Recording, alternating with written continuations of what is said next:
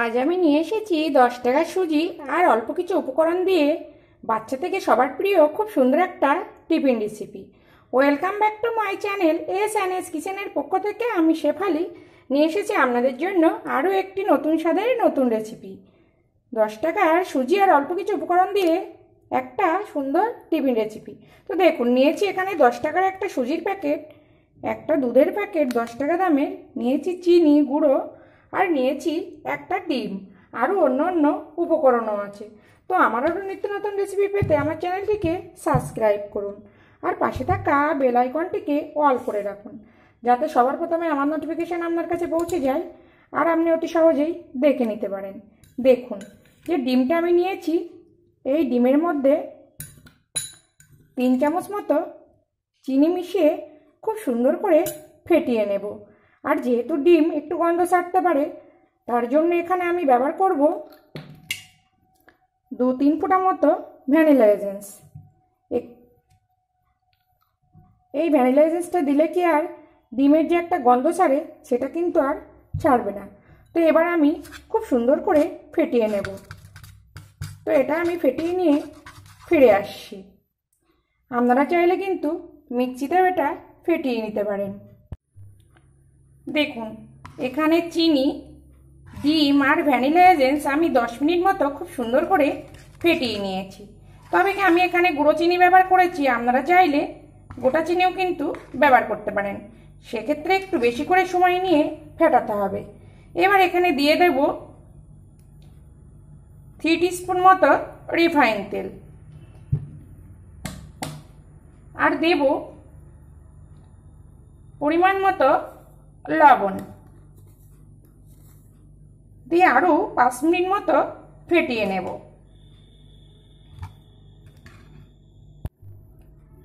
দেখুন, লবণ আর রিফাইন তেল দিয়ে আরও আমি 5 মিনিট ফেটিয়ে নিয়েছি। তো দেখুন, এরকম কিন্তু মিশ্রণটা হবে।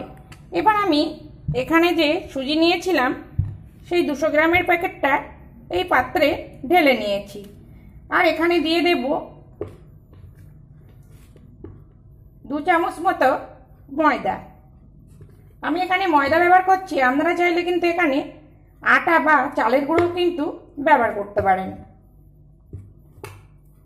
আর দিয়ে দেব, দেখুন, 10 টাকা দামের একটা গুঁড়ো দুধের প্যাকেট, আর দেব অল্প পরিমাণে বেকিং সোডা। খুব বেশি কিন্তু এখানে বেকিং সোডা ব্যবহার করা যাবে না। দিয়ে খুব সুন্দর করে মিশিয়ে নেব। তো এটা খুব সুন্দর করে মিশিয়ে নিয়ে ফিরে আসছি। প্লিজ ভিডিও দেখার শুরুতে একটা লাইক দিয়েই ভিডিওটি দেখা শুরু করুন। আপনার একটা লাইক আমাকে অনেক দূরে এগিয়ে নিয়ে যেতে সাহায্য করবে। দেখুন,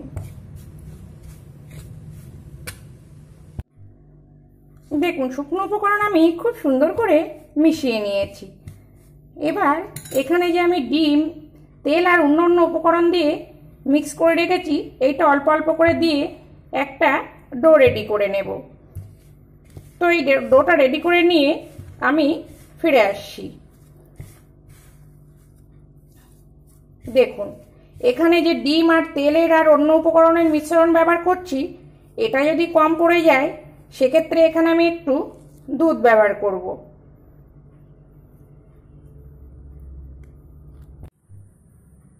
দেখুন, সুজির ডোটা আমি রেডি করে নিয়েছি।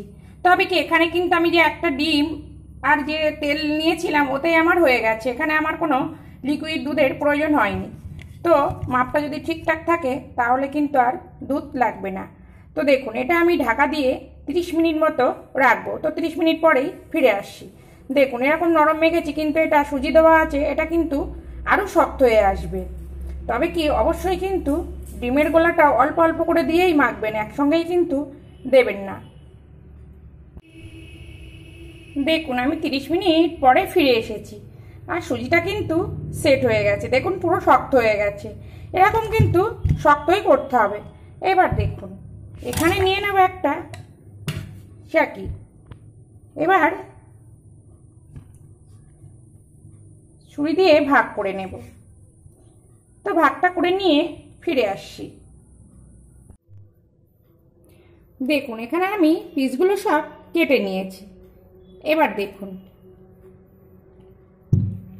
আপনারা চাইলে এখানে একটু তেল মাখিয়েও কিন্তু নিতে পারেন, কিন্তু আমার এখানে তেলের কোনো প্রয়োজন হবে না।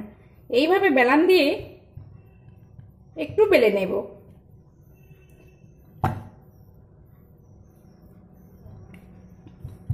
খুব কিন্তু মোটা রাখবো না।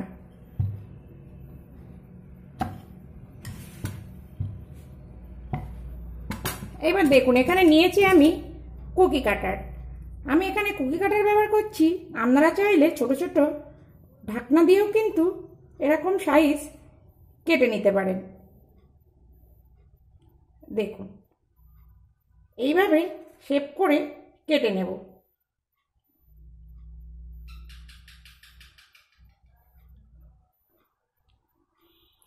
এবার সাইড থেকে এগুলো তুলে নেব। তবে এইগুলো কিন্তু আমি আবার একটু মেখে আবার বেলে শেপ কেটে নেব। এইবার দেখুন, একটা ছুরির সাহায্যে তুলে নেব।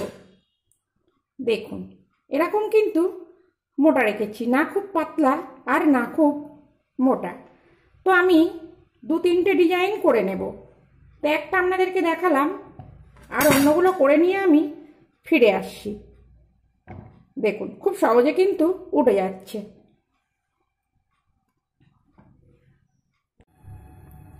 দেখুন, একইভাবে আমি সব নকশা করে নিয়েছি, আর দেখতে দেখুন কত সুন্দর হয়েছে। দেখুন, এই নাস্তাগুলো ভাজবার জন্য একটা কড়া বসিয়েছি, আর এখানে দিয়ে দেব রিফাইন তেল। আমি এখানে রিফাইন তেল ব্যবহার করছি, আপনারা চাইলে কিন্তু ঘিতেও ভেজে নিতে পারেন। তো তেলটা একটু গরম হতে দেব। দেখুন, তেলটা আমি গরম করে নিয়েছি, আর গ্যাসের জোর কিন্তু একদম লোতে দিয়েছি, কেননা হাই ফ্লেমে দিলে কিন্তু সঙ্গে সঙ্গে লাল হয়ে যাবে আর ভেতরটা কাঁচা থেকে যাবে। দেখুন কতটা তেল গরম আছে, সেটা কিন্তু আপনারা দেখেই বুঝে নিতে হবে আপনাদেরকে।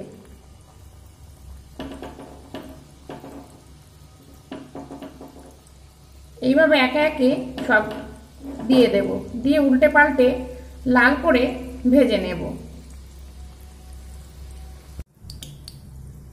দেখুন, উল্টে পাল্টে আমি লাল করে ভেজে নিয়েছি। তবে কি একদমই কিন্তু লো ফ্লেমে ভাজতে হবে, আর যখন তুলবেন তখন কিন্তু অবশ্যই গ্যাসের জোরটা বাড়িয়ে দিয়েই তুলতে হবে, তা না হলে কিন্তু তেল ছোপ পড়বে। দেখতে দেখুন কত সুন্দর হয়েছে।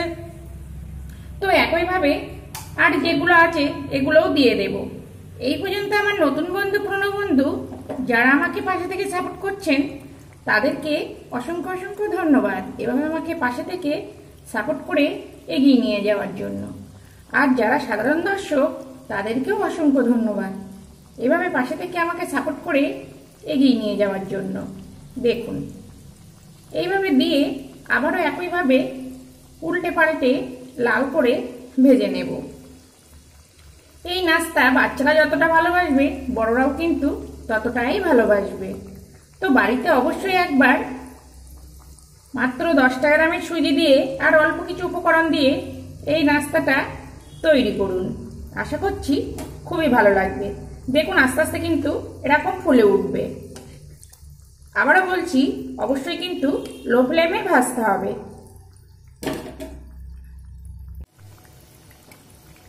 দেখুন, এইভাবে কিন্তু নেড়ে নেড়েই ভেজে নিতে হবে।